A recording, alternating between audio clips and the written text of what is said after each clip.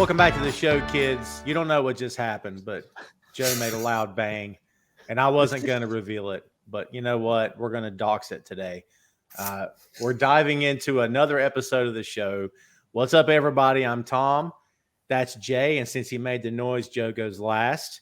Welcome to Two Nations Under Ted, a Ted Lasso podcast. We kick things off in the right way. Uncomfortable awkwardness. So there you go. Guys, we're covering episode 5 here today.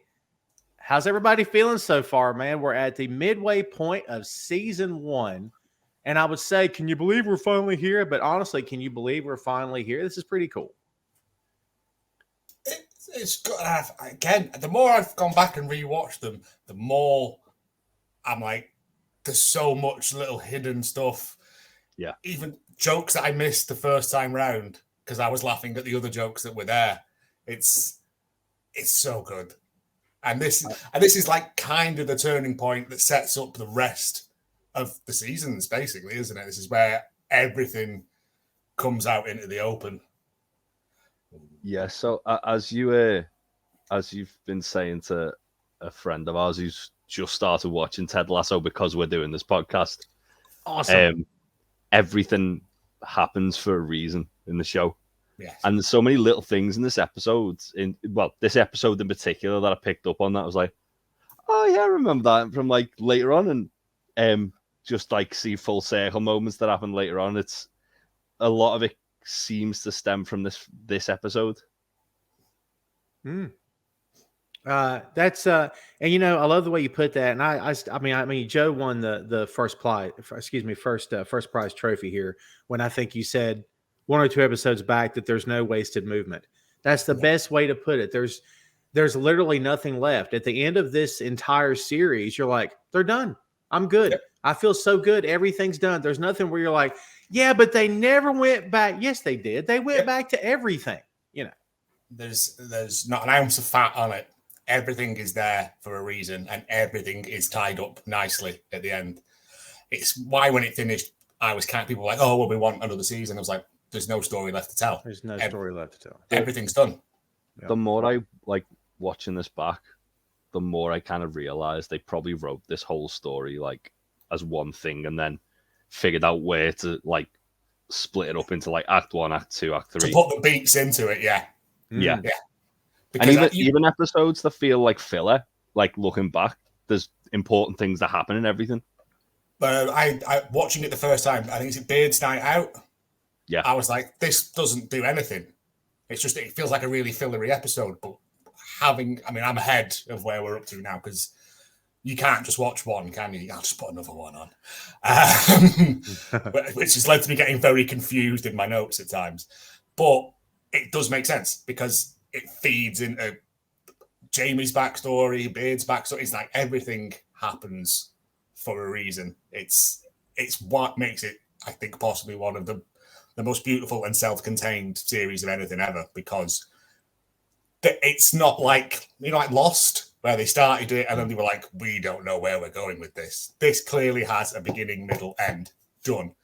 And Apple have gone, we'll give you 60 million for another season. Well, I was about to say when you said that, like the only way I think I'd want maybe not another season called Ted Lasso, but like another season within that world would be if it would be like this, where it's 3, but it's like act 1, act 2, act 3, and they've got a clear vision, a clear idea of what they're doing, and they're not just doing it because they've been like sent like a dump truck of money. They're doing it because they've thought, oh yeah, we could actually tell this story within that world really nicely, and I think the fans would want to see that. It's a possibility. My only concern with that is it sullies the original with stuff like that. If you go back and it's not as good, or it feels like a cash in, I'm always a bit reticent to like, it darkens the waters of the first one. But like they meaning the HBO folks wanted another season of Watchmen, and I think it was Damon Lindelof was the showrunner for the first season. I think I've got that right. And by the way, we covered that show on Tom Clark's 6M podcast. Shameless plug. But they wanted another season, and he said, I don't have another story. We're done. We told the story I wanted to tell. There's nothing left. And to be fair, the Watchmen TV series is infinitely better than the film. I still watch it. Miles better. The TV series is great. It's miles better. I would say read the graphic novel and then watch the thing. Don't watch the film because apart from not Haley Joel Osment, what's he called? The guy that plays Rorschach. Everyone else Jackie Earle Haley, Joel Osment. Everyone else kind of doesn't show up. Like it's a very weird. Jeffrey Dean Morgan's okay as the comedian. Yeah, Jeffrey Dean Morgan, he's always good in everything, isn't he? Like, so the moral of the story there is if you've got 3 names and in Watchmen you're good. Well done. Just go back to the drawing board. If you're not, you're gonna have a weird sex scene to Leonard Cohen music. Yeah. To take a line from Jay, don't worry about it. Don't worry about it. Let's jump into this, kids. We are on to, as we said before, episode 5 of season 1 of Ted Lasso. This episode is entitled Tan Lines. The original air date is August 28th, 2020. This one is directed by Elliot Hegarty, a story by Brett Goldstein. You may know him as Roy Kent. And as we said, 10 episodes in season 1. We're at the midway point now. When last we left the Ted Lasso gang, we saw Rebecca manage to survive one of the toughest nights of her life following her divorce to Rupert, thanks to Ted himself. We also saw the end of a relationship as Keeley moved on from Jamie, and a very subtle spark between her and Roy, who finally had an adult conversation with Jamie about their rivalry on the team.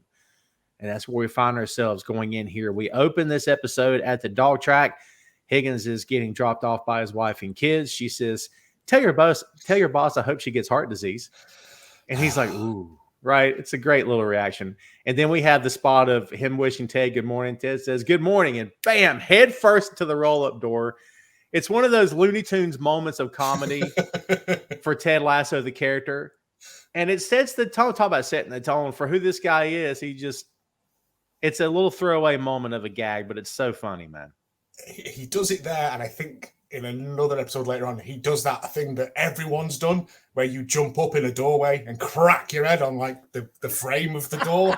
And it's the worst pain you've ever felt because it gets right into like the fontanelle part of your brain. But yeah, it's Ted, isn't it? He's just happy-go-lucky, but yeah, cracks his head and just falls over. What's great is that one of Higgins' kids says, is he dead? So good. I love the fact that Higgins' kids like all feel like different members of the team. Like they're all like saying bye, and then there's that one who goes, whatever, like Roy. Oh, that's good. Yeah, actually, yeah. I like that. Connect the dots. I like that. So Ted is immediately with Rebecca in the next scene, tells her that he's been checking on his wife's flight. She's coming in with their son. He admits to her that they have been having problems, that they've already tried couples therapy, but they didn't like the other couple, which is a great line. He tells her about the code word Oklahoma, and if one of them uses it, the other one has to tell the God's honest truth no matter what. He says it's useful, but it ruined the musical for him, which is another great line. She brings up that Ted's sharing with her because she opened up to him about Rupert at the gala. He confirms and asks if she's glad they're getting closer. She says, I do. And he says, Oklahoma. She says, I do not. And it's so quick. So good. I feel like when they were doing the bit where they were naming the tunes and Rebecca just dropped one in, that there's little moments like this with her and Ted where it's almost like she like his kind of positivity is infectious. Like she can't help herself getting involved in the bit. Yeah. But then instantly she's like, no, I need to distance myself from this because I'm trying to fuck this guy over. True. And there's a bit where I actually had to rewind this, like when I was writing my notes, when he brings up that his marriage isn't in like a great situation. You can see like Rebecca kind of like can relate to that. So she, for a moment, she looks really concerned for Ted. And then obviously she kind of like remembers like what a kind of like mission statement is, and she's like wanting to fuck Ted over. So, well, the club over, but with Ted as like the kind of patsy. So she like then goes back to being like stern and like disinterested. Just a brief second, but as I say, I had to rewind it to see the actual thing. But as we've like kind of like said with Ted and Rebecca's relationship, there's so many little things that you kind of pick up at like early on that you've got to kind of go back to and go, oh yeah. It's very layered, Joe, their relationship, but layered kind of sounds negative. I don't mean it in a negative way. I think it's layered to the point of, I think that's why a lot of people believe they were supposed to have been together because of the spark. It's so layered. It's so much more than that. You know what I mean? It's not a sexual thing. I think like Ted sees that she's unhappy and wants to help. And it is like these things in the morning, these morning briefing things, you see him slowly chip away at her. And it's like they're joining in with the song that you see she can't help but get involved. And then she's like, oh, no, I'm supposed to be, no. But she can't help herself because Ted's just Ted. And that's the thing, like they were never going to end up together. That's not the story. That would be too easy. It's him helping her, as he does with everyone, become the best version of themselves. So one thing I actually noticed in this episode, and I think it's because it's the first time you see them both in the episode, like in quite close proximity as far as scenes go. There's a lot of parallels between Michelle and Rebecca, and I think that's why people kind of expected Rebecca and Ted to end up together, because you see like where Ted's like just being Ted, and obviously he realizes Michelle's unhappy, and there's a bit where like she's like because the son's there, she's trying to kind of put on a brave face and like indulge Ted, and then obviously as soon as the son's away, she's like, I'm unhappy. Mm-hmm. I think that with that parallel where it's like obviously she's trying to indulge Ted, and then when Ted's like just being nice to Rebecca and Rebecca's just losing herself for a minute and being nice back, it's almost like there's that kind of like similarity between the two characters, but obviously two very different sort of trajectories as well. They have a connection that's not defined by sexual attraction. Mm. I mean, yeah. I mean, and it's a shame that some people who call themselves smart can't see that. Look, it's all subjective. Well, I mean, we can all have our opinions all day, but to me, I just personally never saw, oh, maybe they'll. I'm not saying I didn't question. Oh, maybe I wonder. But then I'd be like, yeah, but it doesn't. I don't think it'll work. I don't know if it feels right. It's too easy a thing to do. If it was any other sort of sitcom, yeah, they would have done. But yeah. This isn't about that.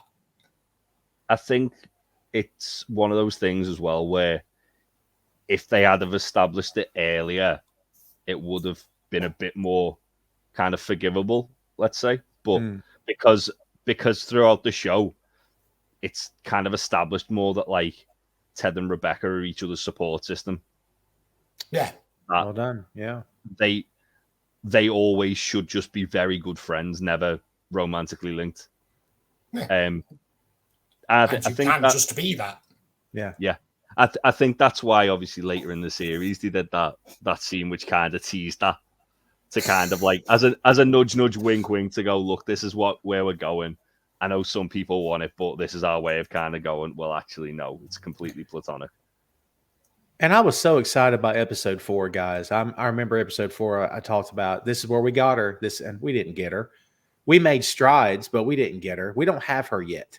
And you can tell in this episode, we don't have her yet. And you could really tell by the end of episode 6, we don't have her yet. Like, I think the thing with Rebecca is like, it's very much 2 steps forward, 1 step back.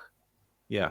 Every time she seems to be like warming to Ted and the team and like the club itself. You get there's a new Rebecca or there's a reminder of Rupert that makes her go, no, my whole point of this is to destroy this club. And it sort of resets that focus of it, because you, like you said, you do see her sort of go, oh well, maybe I shouldn't be doing this, and then we get a Rupert doing something, and it just resets the whole thing again. And Ted's just got to break those walls down again. But each time you break them down, they become a little bit more easy to destroy.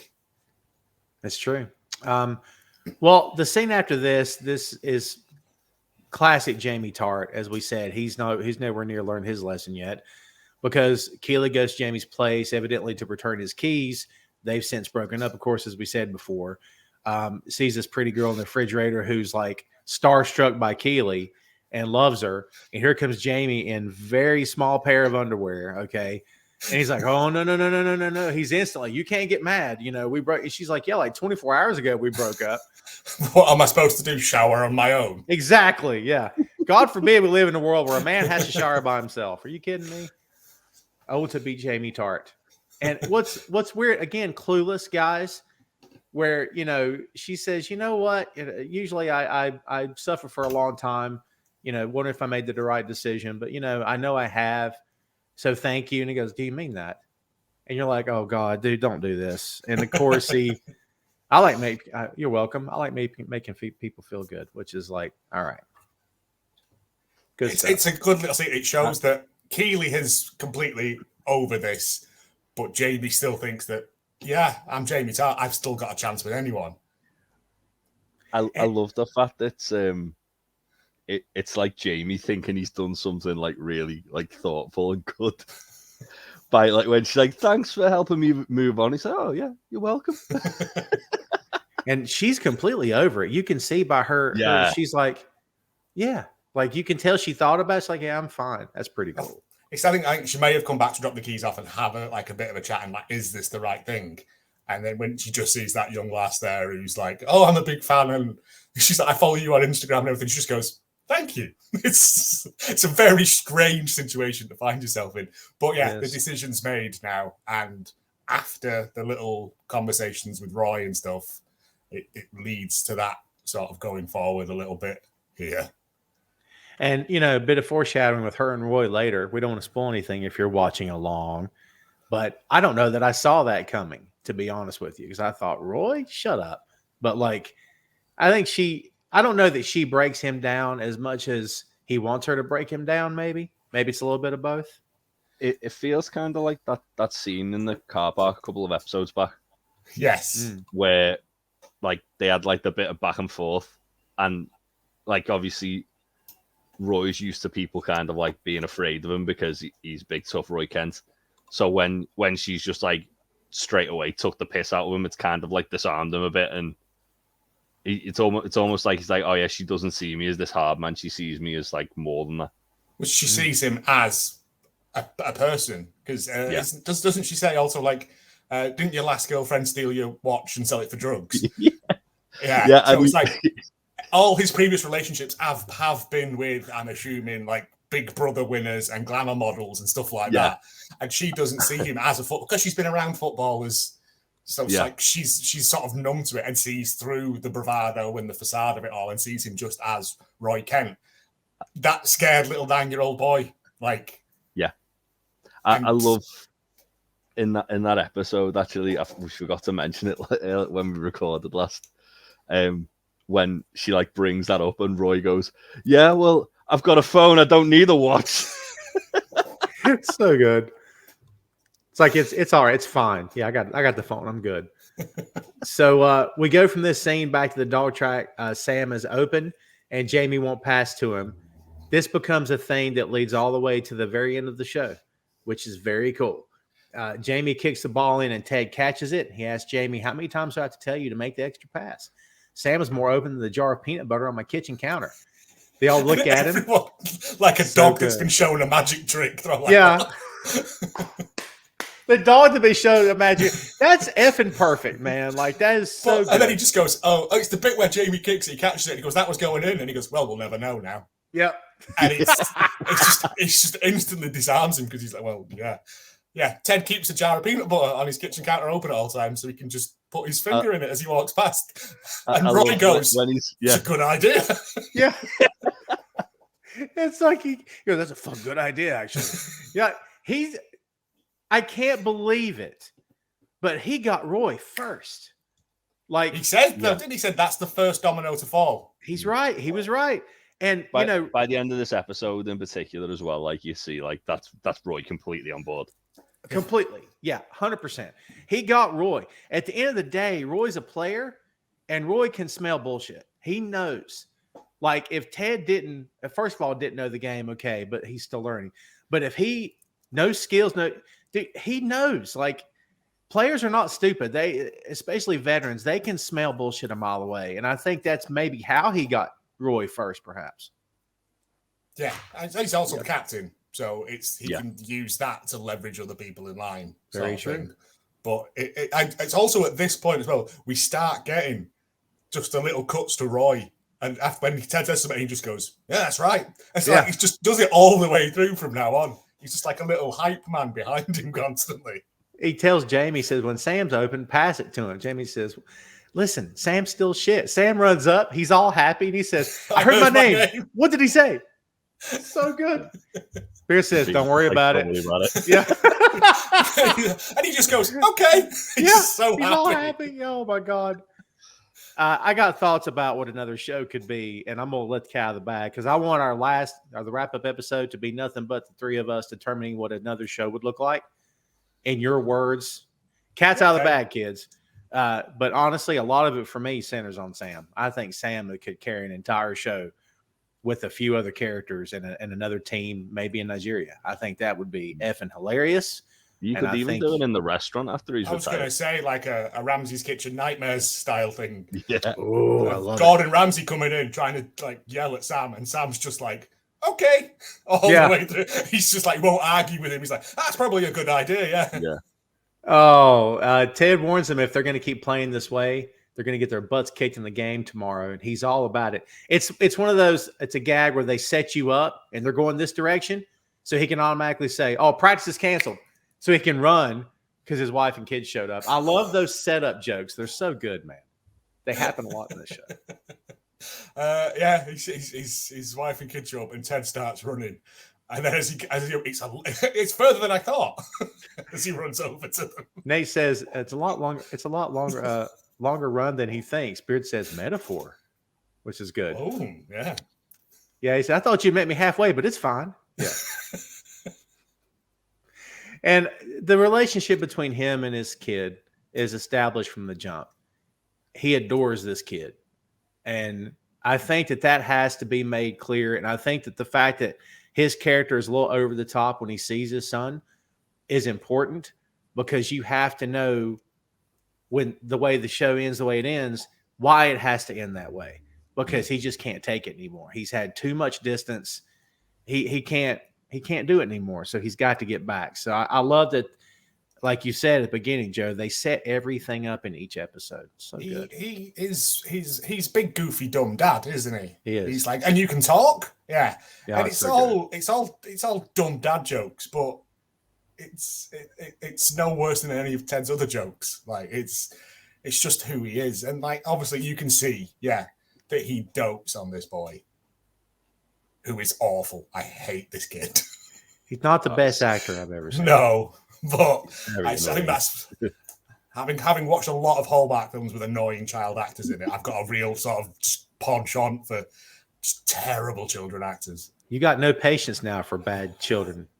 He's fine. He gets better, but this scene here, I'm just like, I'd just fucking leave him. There's great outtake. You ever seen the outtakes reel from the Little Rascals movie? At the end credits, there's outtakes. And there's like so many outtakes where they're saying, don't stare at the camera. And the kids are like this, just staring at the camera. Every one of them. You can hear the director going, stop staring at the camera. Because they're this little and they're being told to act. I'm like, that kid's 3. What are you talking about acting? Come on. That's a film that nobody wanted either. A Little Rascals movie. Yeah, because everyone remembers the Little Rascals, don't they? Well, I got some age on you guys. I remember the Little Rascals. Luckily, he was an orphan owned by the studio, so nobody cared if he died. People have a soft spot in their heart for that film, and I didn't hate it, but I also didn't love it either. Like, I don't know. I don't get it. I don't think it was a thing that translated well over here. Oh, is that what it is? Yeah. I remember it when I was a kid, but it wasn't something that I'd like go out of my way to watch again after the first time watching it. Yeah, I grew up with it. It's much better. Watch what? Hook. Yeah. It's much better. If you want child actors. Yeah, not a fan of that movie. I love Robin Williams. I adore Robin Williams. It's Dustin. What's he called? Dustin Hoffman. Dustin Hoffman. I was going Dustin Roberts, and then I was getting confused. It's him in that chewing the scenery. Like it must be so good to be Captain Hook in a film because you can just panto villain it up to 11. But anyway, Well, we get the spot after this where Higgins is with Rebecca, and he's telling her that the weekend's match is not sold out. She's okay with that because she wants this team to fail. She's fine with it, right? And then we get to the press conference with Jamie with the beer, and it's Darsteiner.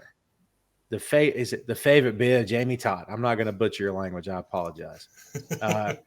He says, "Get my tats," right? He's got the bottle up here, you know. And he said, "This one on my arm is important to me. It's Chinese for arm," which is freaking great. What? Oh, it is that classic trope of people having Chinese symbols put on them and not knowing what they mean. Not knowing what they mean. Yeah, because it's like, oh, it means courage, and then like an actual Chinese person's like, no, it means like park bench. Yeah, yeah. Oh, it's so good. And then he does the Brunicorn, which is great. But it's that thing of like, it cuts to the people in the press, and they're laughing. I don't know if they're laughing at him because he's such a fool. You notice there's only like 10 people in there. It's not even close to being full. And you're like, yeah. But Keeley stood at the back, and Rebecca comes and talks to her. And Keeley's like, I set this up. I get 10%. And Rebecca goes, "You're not back with that dickhead, are you?" Yeah. Yeah. And it's one of those beautiful things because this is the start of their like blossoming relation. I think at one point, Keeley said, if I could reach, I'd kiss you on those lips. She did. I think maybe we could say, guys, that she made inroads with Rebecca before Ted did, maybe. Yeah, Rebecca warmed to her more than Ted. After the whole complimenting her boobs, yeah. Well, yeah, that's it. I was going to say, I think maybe it's because like she saw a lot of herself in Keeley, and she kind of like stopped Keeley from basically going down the same path that Rebecca did with Rupert, with Jamie. And obviously, like, she now kind of sees her as well as a friend, sees her as someone she wants to kind of like just the best for. But she's a confidant, but also she wants to sort of mentor her as well. As we see later on with the Notebook. Yeah. Oh, it's a good bit. I really like that. But the Jamie stuff, when he's making these stupid jokes and no one's popping at all, and he goes, "This is fucking funny." Like, I love the way he says that. You're getting this for free, and it's like, good, because no extra for that. So Rebecca pulls Keeley into the hall. This is the part where we get the idea about this other job. Is she'd be interested in doing some branding work for the other players? Keeley makes some weird gay jokes out of this, which you think she'd make the one and stop, and she kept going. But instead of feeling weird, it kept getting funnier, which is really nice. It's the rule of three. Yeah. It's because she's like, men give each other jobs in the toilets all the time. And she goes, "Oh, I bet they do." Yeah, they do. And then she's going, no. I mean, like, occupations, jobs. And she's like, yeah, hand jobs, blow jobs, foot jobs. Well, it'd be feet, wouldn't it? Yeah, Rebecca's like, she does the action jobs. We also find out what Keeley's famous for as well. Right. Kind of nearly always being famous. That's right. And it's like, Jay, in the UK, there's so many of those people. There's a lot of them. Yeah. Who were social just famous for being sort of famous. How does that start? Social media is full of them. Yeah. It makes a lot of sense. This show is very timely. Like, the themes are timeless.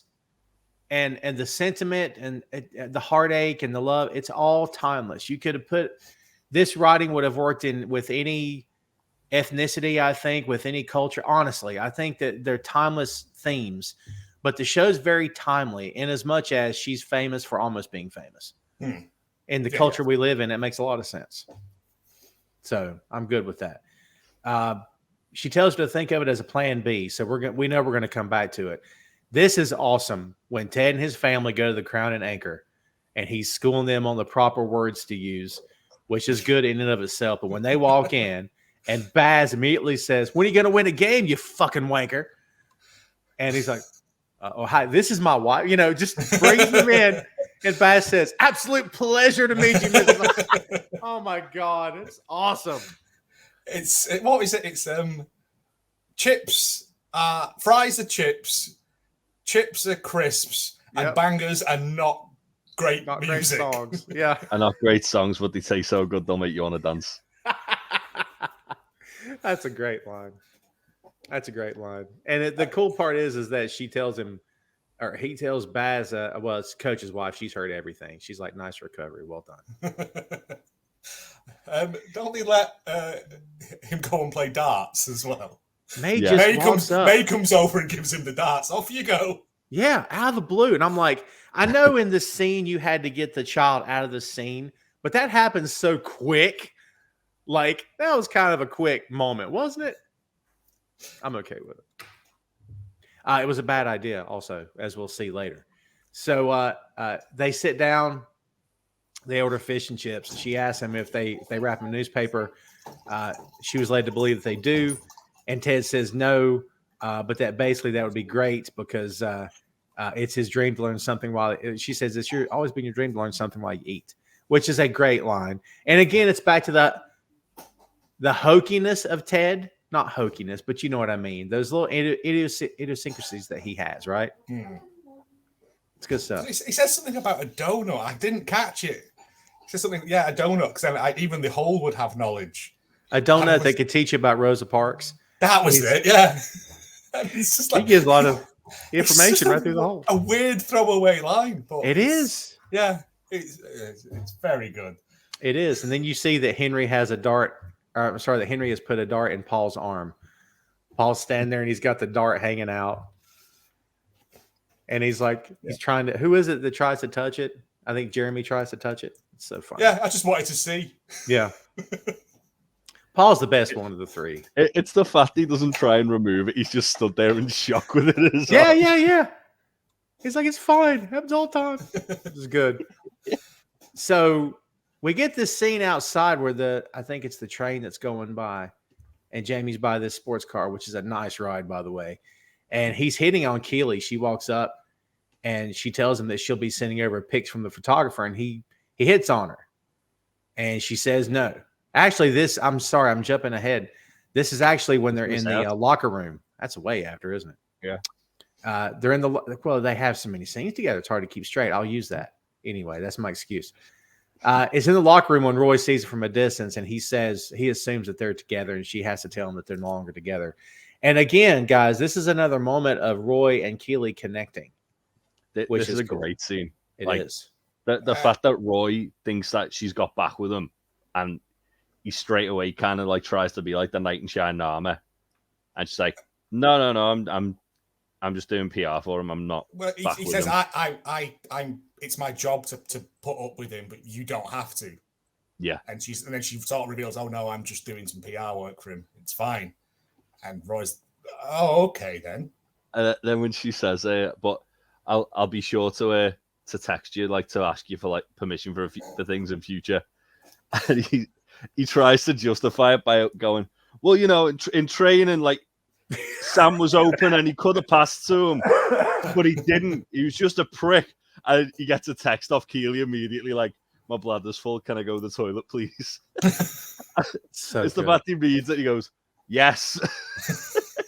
That was like the version of Roy that you get in moments where he's like, I'm not the tough Roy. I'm an awkward guy who's attracted to this girl, Roy, and he doesn't know how to. So like you said, well, I mean, he won't pass. He won't make. And I'm like, stop.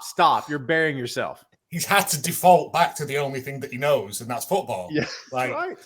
And again, it's that thing of Keeley just disarming him at every opportunity, because he's like you said, he's trying to come in and white knight all over it, and she's just like, I can look after myself. Like, I'm a big girl, and then he just defaults to sports talk, and she's got no time for it. She knows she's won.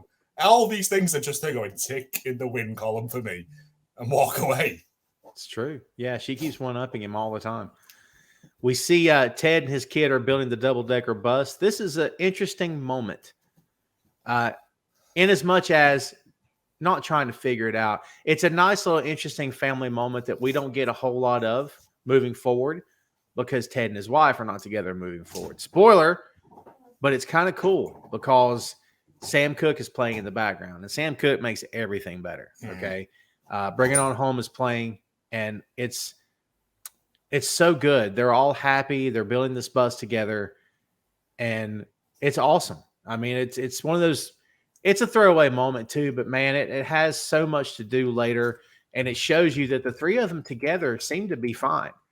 But the two of them together. It's the sort of bait and switch that we know Ted isn't this marriage isn't a happy marriage, but when the child's there, they put. I don't think it's genuinely a front. I think they love being together as a three, but when it's just the two of them or they're away from each other, that's sort of when like the rot sets in, and it must be difficult. Like I've done long distance relationships, and it is difficult to do because it's you're not with someone like, and now we know that like the damage was already there before Ted left. This was Ted giving her space, like a bit too much space, like half the world away space, and it backfires massively.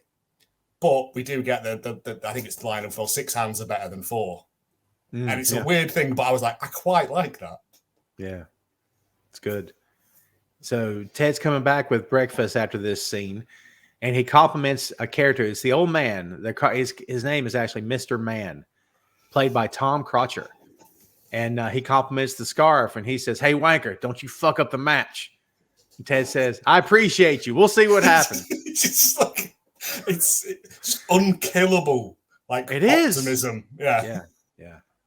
God, it's awesome. We see him later, and it's awesome when we see him later. Ted brings in breakfast and gives Henry a scone. He hits the peanut butter jar, which is a tie back to the line from earlier. And then here's a scone. It's like a biscuit, but it pulls all the moisture out of your mouth. That's awesome. I had a scone yesterday, actually. Perfectly. Mate, I love a scone. I had one yesterday, and I thought of this show. But you've got to put like a load of butter on it, yeah. Yeah, or loads of jam. Yeah, I'm not a cream person, but No, I'm not cream. More just raspberry jam. Get the juice back. I love raspberry. That's a great flavor. Blackberry too, by the way. Ooh. Oh yeah, yeah, it's good. So I'm getting hungry. So listen, guys. By the end of not the end of the show, but you know when Michelle shows up later in the series with who she shows up with, I'm really not liking her character at that point. I'm really, honestly, I think I still have a right to not like the character for who she showed up with. It's kind of really tasteless. But do you not think that's just a rebound? That's just sure. But of all people, the person who she's with shouldn't have done it because that's a professional. That's integrity issue. Breaking the hippopotamus oath. Yeah.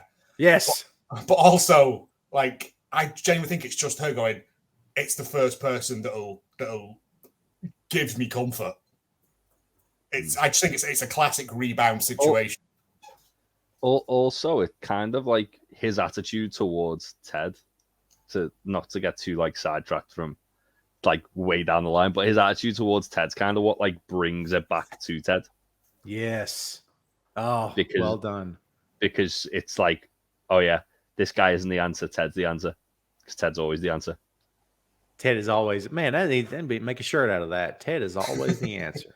I love that. Ted do? What would Ted do? My God. So I say all that to say this. I had forgotten how great she is in this scene.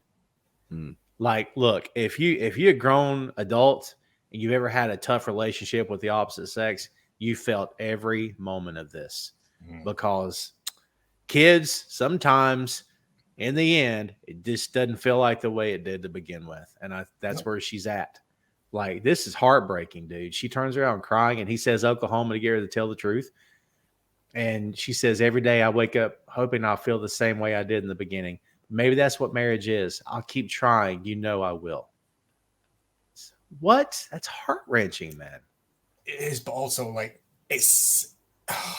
if you love someone, it shouldn't be... not let them go. It's not if they come back, it's meant to be. But no, it's the thing of like you shouldn't have to hope that it will change. It should always be like that. That's the thing. It's if you've fallen out of love with someone or whatever, that's fine. But you shouldn't just stay with them on the off chance that that feeling might come back, because it's not going to.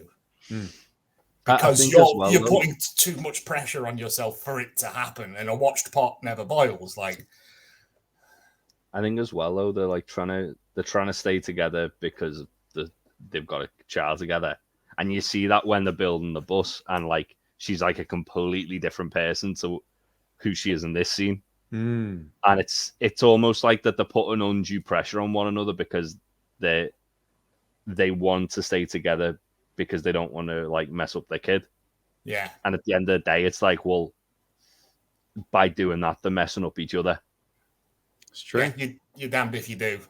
It's true. Yeah. So the next scene is Ted goes to his office. He's in his office, and he's bringing up things. Obviously the marriage is on his mind. The problems are on his mind. Nate says marriage is complicated. And he's like, well, I mean, I don't, he's trying to speak out of turn. He doesn't have any. He's never been married. He's never had a girlfriend in his life. And he asked Beard if he's ever been married. And Beard's like, sure. And Ted says, Coach's views on romantic relationships are not too dissimilar from his views on cooking steak. You spend more than 5 minutes on one, it loses its flavor. Says, that about right, Coach? And Beard goes, yeah. Of course it's true, Again, I think we've said it every episode, but it's the more we find out about Ted and Beard's relationship, the more it is they just share one brain. It's true. Yeah. It's true. Beard says, yeah. And Ted says, Nate says, well, Ted, why did you fly 4,438 miles away if you're so worried about your relationship? And he's like, that is an extremely specific number. Something to that effect, right? Well, my dad used to be a cartographer, which is good. I didn't realize how important that would end up becoming. Because there's that scene with obviously Nate and his dad where he's looking at the old map his dad drew. Yeah. Of the distance between him and his mum or something like that. Yeah.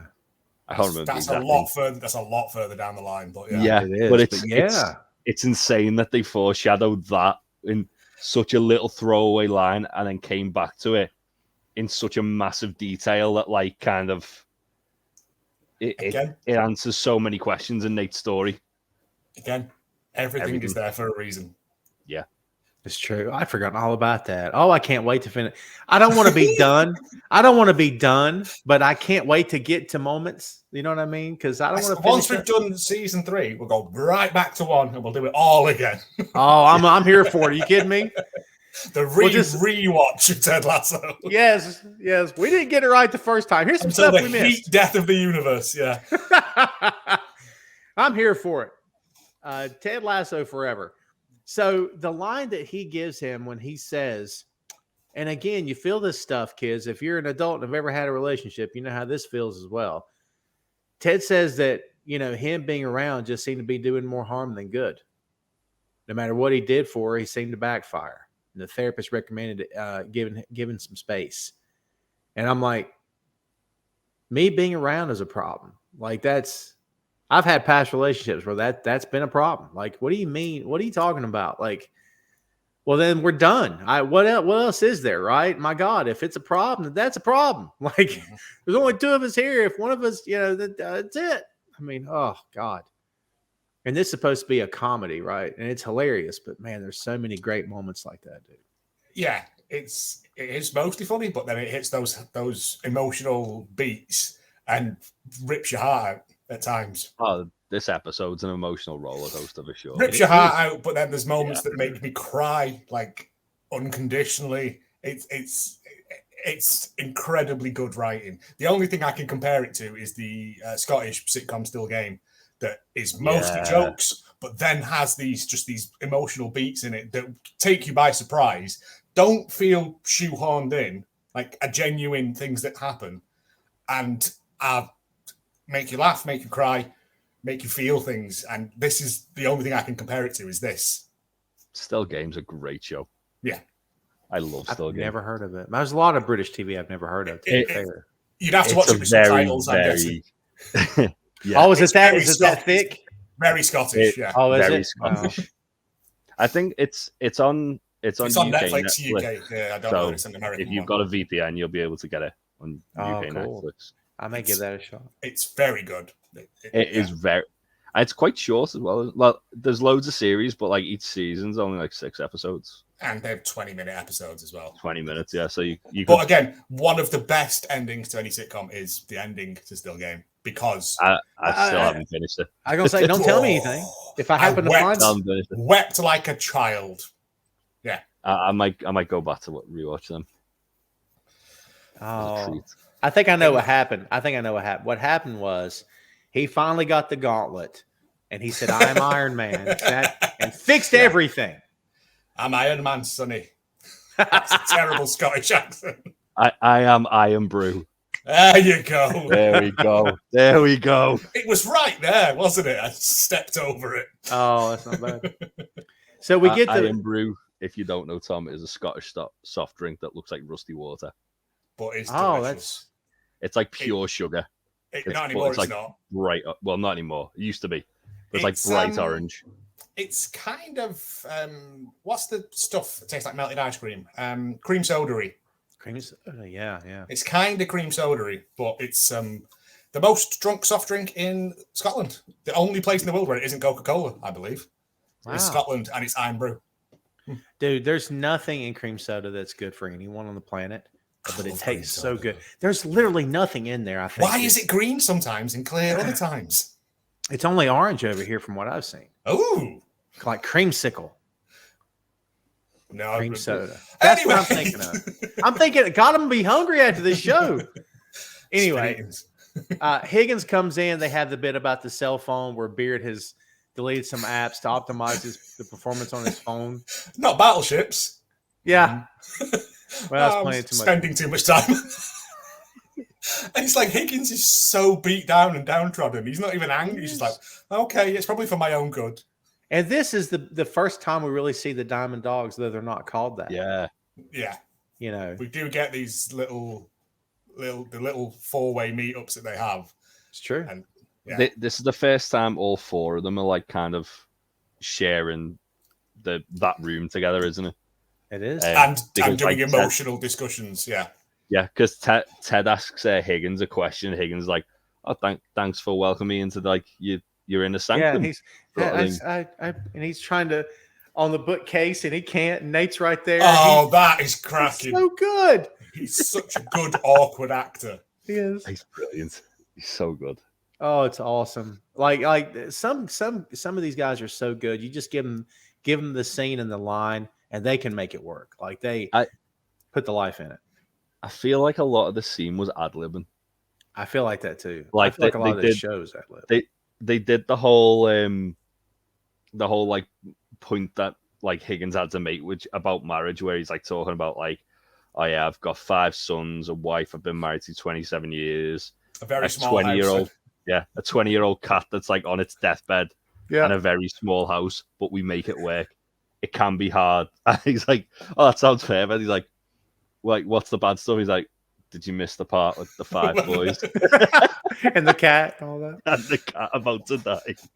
He's like, even if you're with the right person, even the hard times are easy. And they're all like, give each other that look. That's some deep Higgins knowledge, yeah. I know, right? And then they start talking about dropping a truth bomb. I said, Ted, this is someone called 911. It's like, but I guess over here it's not 911. It's 999. I didn't know that actually. Yeah. Interesting. Is it in this one, or is it in something else I was watching where they're like, but does that not lead to more? It's right here. Dials? Yeah. And then like Nate and Higgins say the exact same thing I was thinking. Maybe that's why there's always so many police cars. It's like, well, that explains a lot, actually. Again, those little moments of characters going, oh yeah, I get it. Like it's so quick, but it's just not stuff you ever think about, though, is it? You take that it's 999 here. Yeah. Then when someone goes, that's weird, and you go, yeah, it is a bit. Especially because it would be easier to just dial 999. Yeah. I'll dial 991 and then I'll hold my finger over the 1 in case it's a burglar. Yeah, it's. I think that's what Ted does really well, is bring up these weird little idiosyncratic things that people don't think about, and then you go, yeah, that is a strange thing, though. He's a foreigner in a foreign land, isn't he? But very true. It's just it's the start of these things, and the little proto Diamond Dogs things are just these brilliant sort of four-way conversations that, again, if Brett Goldstein scripted this, then give him all the awards. Yeah. Because it's so good. By the way, we're dating ourselves with how the time we're recording this, so maybe I shouldn't date us. But I was going to mention that I just saw the news that season 3's been nominated for 22 Emmys for season 3. Yes. It has won awards before, hasn't it? It has. Like Emmys. Best show, best actor, best supporting actress. Rightfully I think. so. Yes. Yeah. Absolutely. Yeah. Yes. Absolutely. Good call. We're back in the locker room. The guys huddle up to go out to play. Jamie's sitting down taking selfies. Ted asks if he's a germaphobe. Why didn't you get in the huddle? Ted says, you remind me of my grandma with the channel hopper. You just push all the wrong buttons, which is good. And Jamie, in one of the most disrespectful moments, I think, that he's ever portrayed in front of Ted, flat out doesn't care anymore, says, let's make a deal. You get to keep on preaching all your the fact that he says it so awkwardly, all your yeehaw bullshit, that is hilarious the way he says it. And I'll keep ignoring you because this team is tragic. I score all the goals, and I'm the only one they come to see. Hands in. At that point, if I'm Ted, I'm like, you just go on and sit down. We'll do this without you. Like, he's not playing. We kind of get that next episode, don't we? But no, it's this one. It's this one. No. I mean, no. In the training. Oh yeah. Yeah, that's the bit that he finally sort of loses his rag with Jamie a little bit. Yeah, I feel like Ted was about to, and then obviously Beard comes in with his kid. Yeah, and the fact that Jamie uses Ted's kid as leverage in this is horrifying. It's a genuine, I'm going to do a swear, but it's an asshole maneuver. It is. Like gigantic Godzilla-style proportions. When he's like, when the next goal I score, it's for me and you. It's not, but it's for you, but it's also for me. and he looks at Ted as he says it, though. He doesn't look at his son. Even trying to be humble, he fails at it. He says, good lad. And when he walks out, did you notice he looks at Beard and says, good boy? Yeah. At Beard, and then walks out. And I'm like, all right. But what cool thing about this scene is we got the Jamie Tartt first time ever, I think. So, yeah. And again, he does the gyrations in front. I'm like, you do this in front of a coach, you're not playing tonight. Like, it's just, I mean, come on, but like. But I guess it's that thing of Ted knows that everyone already hates him, and to not feature their starting player in the starting lineup would, be the death knell. I mean, Rebecca would get her way then. To be fair, I think the way it happens, it kind of like it goes in Ted's favor that he takes him off and then the team win. Yeah. Because it sends the message to Jamie more than if he had have just gone, all right, you're not playing tonight. Yeah. Or if he had just stood there and called and like bollocked him. And it tells the team, I'm serious about us winning. Yeah. I'm serious about it. You may not think that because he's our best player, but he's destroying this team that all you guys are trying to build. You're all kind of getting what I'm selling. You're all on the same page a bit. And this guy is the sort of cancer that needs to be either cut out or cured. And Jay, you'll have to set me straight because I'm not this brand, like this version of football. Never really been into it. And I don't know how sports are handled across the pond, right? But in the States, brother, you sitting down. That's it. There's no, did he sit? Yeah, he's sitting down. That's it. Like, so is the culture the same with sports over there? Can you imagine a top player like something similar to this? Or would it be like they set him down? It would definitely depend on, like, obviously, like if the player's playing like Jamie Tartt is, they'd be like shocked because like he's the best player. Why have they done that? But then usually a lot of the time it will come out like pretty much.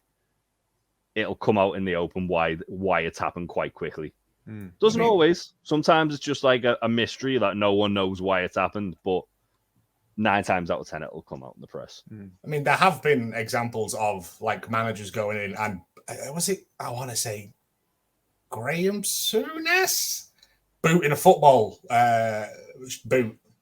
shoe. Oh, Alex Ferguson. Was it Alex Ferguson booting one of those at a player's head? Like kicked the boot at David Beckham, and it hit David Beckham in the face. Yeah, and that's why David Beckham left Man United. It's normally more the manager ranting and raving than a player because they're just there to get their £70,000 a week wage. They don't really care. But it's again, I don't know that much about it, but I remember that story going, "That's assault." Yeah, no kidding. This and the entire rest of this episode is basically this scene. So we might as well jump into it. But I do love the bit when we go to the pub and we see that, Baz, Jeremy, and Paul, the trio, are there, of course. And, they're yelling and Mr. Mann's next to them at the bar. Yes, I forgot about that. Yeah. They're yelling, I hate that fucking wanker. And Paul says, nice family, though. And Baz is like, damn it, Paul, don't humanize him. Don't humanize him. So good. They're always mad at Paul because Paul's the most decent of the three of them. He's the sort of, I want to say like the child of the group, but he's not. He's the most grown up and sensible and mature of them because he's just a man doing his job. Like, it's only football. Just a nice fella. Yeah, he's a nice fella. Yeah. They all come round in the end, but Ted wins everyone over. Oh, my God. Are you kidding? Of course. The crowd is chanting wanker at Ted. Of course they are. Jamie's the only one scoring. He's showboating and he's yelling me. And Ted's like, I thought he was saying meat. I thought he was saying meat. That makes more sense. Yes. Sam goes down. They check on him. And again, in American sports, you are done for the night. You're done. Jamie steps over him. This is one of those bits where you go, I thought the stuff with Ted's kid was bad, but Jamie is just like insufferable. Yeah. And Roy screams at him, check on your teammate. Yeah. And so he goes back and he goes, Sam, and then just rolls him over. Can you just move out of the way? Yeah. And Roy squares up to him and the commentary is like, this hasn't happened since 2001 Newcastle, which so I remember. Is that a reference? Yeah. It's a real reference, yeah. So I remember that game because I support Newcastle, so I had to have the shame of it on me, getting brought up all the time. That and punching horses. That's a different story for a different day. But basically, we were losing, and one of our players had got sent off, and then about 2 minutes later, pretty much the same thing that happens here happened, where two of the players started fighting with each other from the same team. Both got sent off, and then this other player was just sat in the dressing room, like after having an early bath, and they're both like getting dragged in, like to keep separated after having a fight. And he's like, "What's going on?" They both got sent off in this. Obviously, it was just a yellow card, but very, very similar sort of thing. That's I had no idea. I love that we've got you here for proper context for that stuff because I honestly had no idea. For sport knowledge, because because I really don't know, man. I knew it was a real thing. I remember it happening, but I couldn't tell you what team it was. Yeah, but look, full transparency, man. I was the fat kid growing up. I was not in organized sports. They wouldn't want me anyway, and I didn't care about it. I mean, no one picks the fat kid, right? But I do understand the concept at being in pro wrestling locker rooms for years. This concept of we're working together. We're together on this. This is a group effort. And when one of us acts out, you just stabbed us all in the back. You didn't do that to Sam. You did it to all of us. How could you do that? And it's I can't speak for women, right? I don't know if this translates for women or not on organized sports or not, or in groups. But, buddy, for men, it's like you may as well have just physically stabbed me in the back. I don't know you now. You betrayed us, that kind of thing. Does it not, when he sort of pushes Sam out of the way, does it not cut to Colin? And Colin looks like genuinely disgusted with him. Yes. Absolutely. They all do. So after Jamie scores the equaliser, and he's celebrating. The whole team had just stood there looking like reviled by Jamie because he could have crossed, he could have passed the ball, but again he didn't. There's a great bit in this where Roy like really helps mentor Sam become like a club legend, which is what like the kind of like one of the really cool backstories is that Sam goes from being like this guy who's like a flop transfer, like he's just not meeting his potential, to everybody like loving Sam Obisanya. And it's when Roy like leans over and Sam's like, honestly, I'm fine. Should I just get up? And Roy's like, no. It's such a Sam thing, though. He's like, Roy goes like, are you okay? And Sam goes, honestly, I'm fine, but everyone was making a fuss, so I thought I'd better just stay on the floor. And then Roy just saying, what you're going to do is, I'm going to help you up. You're going to limp a little bit and then act like, no, I'll be able to carry on. And everyone will applaud you because they think you're brave. And he does the exact same thing. He says they'll love it. And it's like, it's that handing on of veteran knowledge to someone that Roy sees potential in. Yeah. And also it just sticks it to Jamie as well. You just nailed it. This could have been Jamie he was telling us to, but Jamie doesn't want his help. He doesn't want his advice. But it also steals Jamie's thunder. Like, yes, it does. It's that thing of, Sam's getting up and he's gonna play on.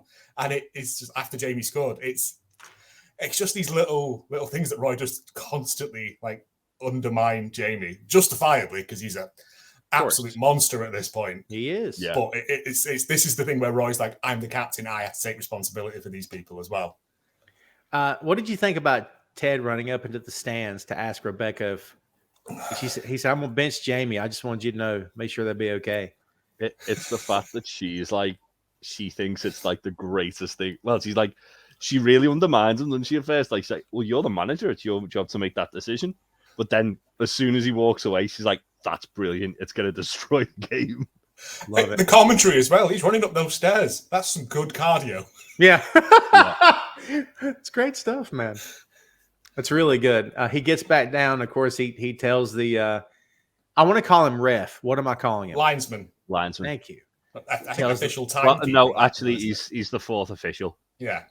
Oh, wow. So you have the linesman, which are the two that kind of like run up and down the sides to make sure the ball's on side. You've got the ref in the middle, and you've got the fourth official who's kind of like the timekeeper / like it records any stoppages basically. And like any kind of like substitutions and changes. And then you've got like VAR people now as well. Oh my God, that's so much. So as I was saying, he tells the ref, he says, ref, I'm going to do I'm going to do a substitution. And when they reveal on the TV, he's like, Jamie Tartt, like you just hear, and the crowd's like, what? I love even the player that's coming on turns and goes, wait, what? So good. So good. I mean, that's and then as he comes off the field, Ted's like, way to play, Jamie, way to get us back in it. And Jamie calls him a stupid twat. Like, even at that moment, Jamie's trying to, or Ted's trying to encourage him. Even in that moment, he didn't have to. Again, it's that thing of when he comes off, like, he doesn't, like, high-five the player coming on. He doesn't, like, clap to the crowd. He doesn't do any of those things. It's just, he's not getting his own way, so he's taking his ball in. He's going to stomp off. He's having a sulk. Doesn't sit on the bench, just goes down the tunnel. That's him done. Yeah. Doesn't even stay. Just gets a shower and fucks off. Yeah, he's gone. It's the work of a petulant child. It is. Oh, yeah. Absolutely. Yeah. So we're at halftime now. The game is 2-2, right? Ted walks in and Roy sits. Roy says, sit down and listen. Sit down. He's got Roy. Oh, my God. Yeah. I love it. I love it. Because Roy could have been like, I hate Jamie, but we're going to lose now. But he didn't. When like Ted takes Jamie off, you see Roy look at Ted kind of like quizzically, but also like, I don't know why he's done that, but I appreciate that he has done that because it might get them playing as a team. Again, at this point as well, though, we're still on the Ted Lasso I don't care about wins and losses. Yeah. It's about making the best versions of these people. Yeah. He might not have a job next season. His marriage is falling apart. Like, he's in some sort of spirally free fall, maybe, but he's never going to let on about that. So why not? Play the hand, go all in on it. I think as well, like with Ted subbing Jamie off, it shows Jamie who's in charge. Like Jamie thinks the team revolves around him. Ted having the power to take Jamie out of the team. Basically, it shows Jamie that for the first time, you're just a part of this machine. You're not. You're a cog in the machine. Yeah, you're a cog in the machine. What do we say about pro wrestling? No one's bigger than the business. Nobody. That's it. And once you let a guy believe that he is, you'll never get him. You'll never get him back, and you'll never get your locker room back. The locker room has to know nobody here is bigger than anybody else. One guy may earn more money. One guy may score more points. But without all of you in here, this guy's not doing anything. He just can't because he can't. I'm not going to go and watch a show with one match on it. No. Thank you. That's exactly right.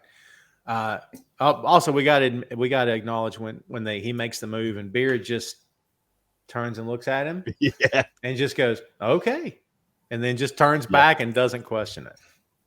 Beard has complete trust in Ted in this situation. That's the thing. Does. It's like shared brain. Yeah, it's true. It's true. And to be fair, he's probably from when Ted's been doing American football stuff. He's probably seen Ted do the exact same thing with the exact same attitude as player. I imagine there is those egos in, especially even at college level sort of stuff. But people who are, they've gone, because you can get like a full university ride just by playing sports, so you don't have to pay for tuition just because you're good at catching and running. It's true. Mental. Yeah, it's true. The story that Ted tells here, and it's really good. So we get the title of the episode from. Yes, finally we get there, because when you watch it, what do you mean, Tam? What's that? Yeah. And then you get it. He tells the story about his art teacher, Mrs. Scanlon. Every time she bends over to check and see how your art project is going, you feel all squiggly inside. Squiggly. And then he stops. Great word. He stops and goes, like he's remembering back. It's such a great moment, dude. What was it? She was a striking woman. Not beautiful, but striking. And dude, when they showed the locker room, Roy was laughing. Yeah. Like laughing with the guys. I'm like, what? It's that thing of like Ted being kind of self-deprecating. Yes. But like just giving him a window into his world, basically. And it's the first time I ever saw tan lines. Yeah. There you go. Good stuff. He says, most of the time change is good. Embrace change. Be brave. Do whatever you have to so that everyone in your life can move forward with theirs. Because maybe it's the only way you can truly help her be happy. And then the team's like, what? And he goes, obviously by her, I mean lady football. Beard's like, good save. Yeah. He says, Sam, I'm shifting to midfield for the second half. He says, one last thing. And I want so great. I want everyone's eyes on me when I say this.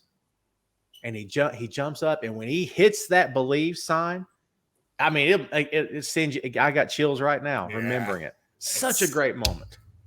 For an inanimate piece of paper, it plays an enormous part in this show.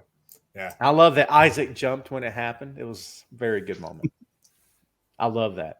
And when they get up to go to the board with Beard, Roy tells Sam, he says, I never really liked Tartt. He's like, we know, Roy. We know. Yeah, you've not hidden it at all.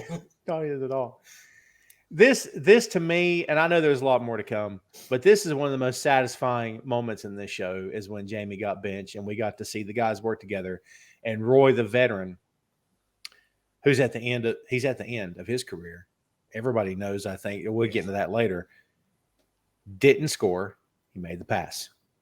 So Sam could score. Because that's the play. That's the play they've been working on since day one. It's true. Everyone's going to mark Jamie because Jamie's the most quote-unquote talented player there. Let's leave Sam open. Like, it makes sense. But Jamie won't do it because of his ego.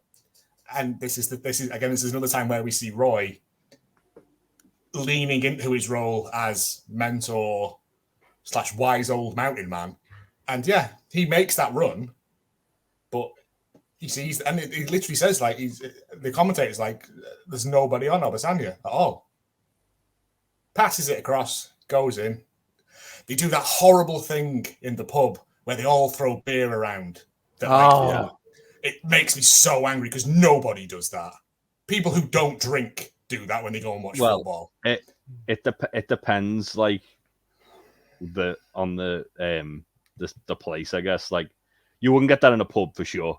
No, they'd kick all the Reds in. Yeah, if you'd but the owner's up there with them too. Yeah. Like you'd get it if it was like a fan area, like watching it somewhere.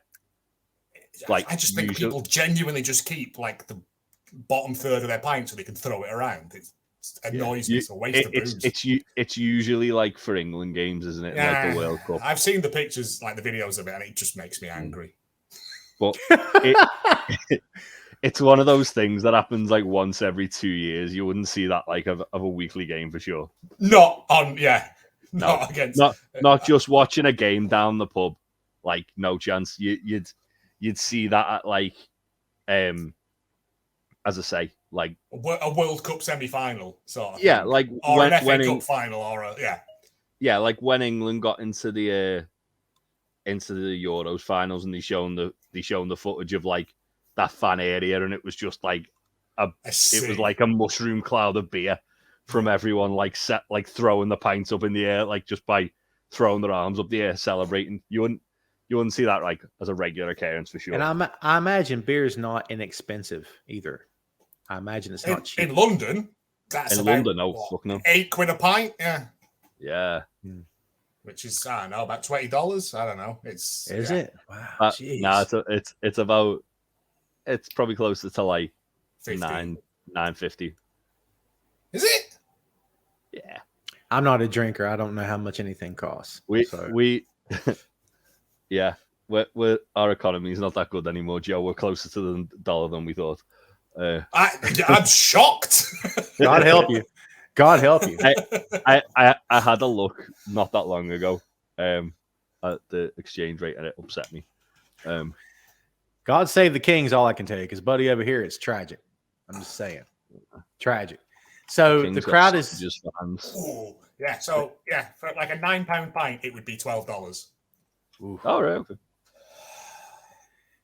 The crowd is chanting wanker again, but it's funny because Beard says, listen to that. And Ted said, it's the same word, ain't it? He goes, yeah, but different. Because this time it's out of respect. It's like, by the way, would that happen over there? Is that logical? No? I don't think so. I don't know. It's no, they probably be chanting his name as opposed to wanker, but then I think it's more kind of just like the whole British thing of like calling someone like a bad thing as a term of endearment. Yeah. America is the only place the C word is an offensive word. Here it can be used to mean your best mate. Like, sure. Yeah. It's like dude over here. We use dude for everything. Yeah. Yeah. We're just, us and the Australians, swear words for everything. Yeah. There's mate, bro. Is this also the bit where we get Beard's Ronald Reagan? Yeah. Ronald Reagan, the actor? So good. And see, that joke doesn't forgot about that. Yeah, me too. That joke doesn't even fit here, and it's a throwaway goofball moment, but it's still hilarious.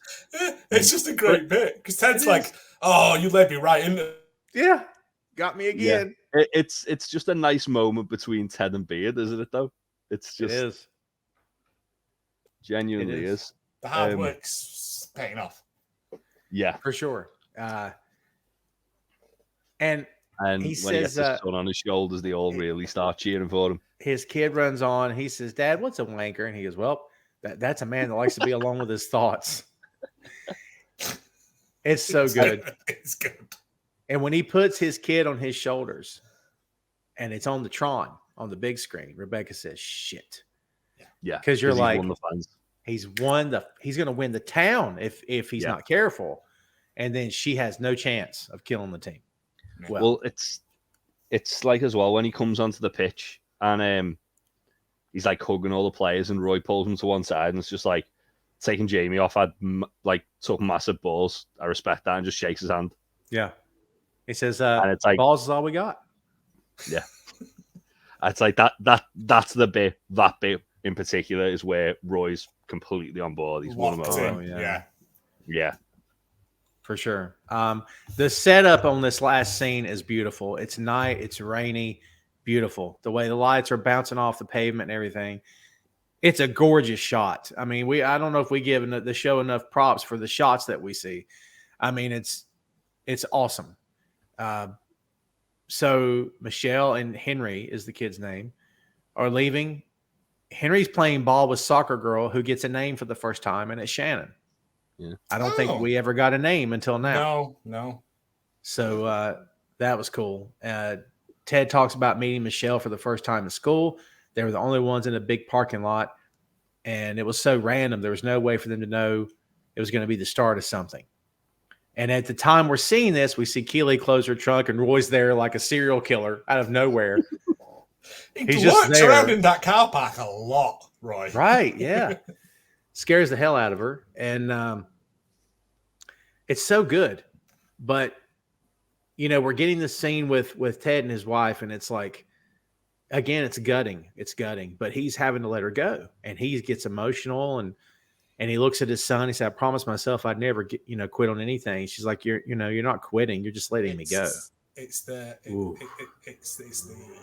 I look back on everything that we've been through, and I wouldn't change a single thing, even now. And he's like, he's had to come to terms with this. It's true, but it's obviously tearing him apart. And it's like, he says, I've never quit anything in my life, and she just says, you're not quitting. You're just letting me go. And it's like, yeah. It's like it's especially after like the high of them winning that match. True. To then get this gut punch of emotion it's a hell of a peaks and troughs. It's the truth. Yeah. And we get a nice setup with Keeley and Roy, and he apologizes for what happened yesterday, calls himself an idiot, and she says it's okay. And then you get a moment where he wants to talk to her, but instead he just says, good night, Keeley, and he walks off. But if you didn't know before, now something's going to happen here. Like, at least you feel like it will. Just the way she's looking at him and smiling at him, and you can see he's like, shit, I think she might be interested here. It's those little moments between the two of them that have been building where neither of them want to make the move. They're both clearly digging each other, but neither of them wants to be the first one to like show weakness and let it happen. And like, it's the fact that Roy goes, yeah, bye, and just walks off, and she's like, night, Keeley. Yeah. I love how we get the juxtaposition here of one relationship is ending and one is beginning, and they're happening at the same time. It's the circle of life. Oh, that's good stuff. Don't start singing Lion King to me. No, that's great. I love that. Strikes. I know, right? Don't need the show pulled down. Jeez. Don't cross the mouse, man. The mouse is the boss. You kidding me? All the money in the world. John showing up, throwing his wig at me. That's true. He's retired now. He doesn't give a shit. I'm fairly sure I can outrun him and his robotic leg anyway. This is a great scene, though. It does everything it needs to do. It hits all the right chords. When Beard comes out with the 2 beers, we get Mr. Man who walks by and says, hey, Wanker, good job today, which is nice. He says, thank you, sir. Keep an eye on us. We might be turning this thing around. And then I think this is the first time we see Ted and Beard do their signature cheers. Their toast.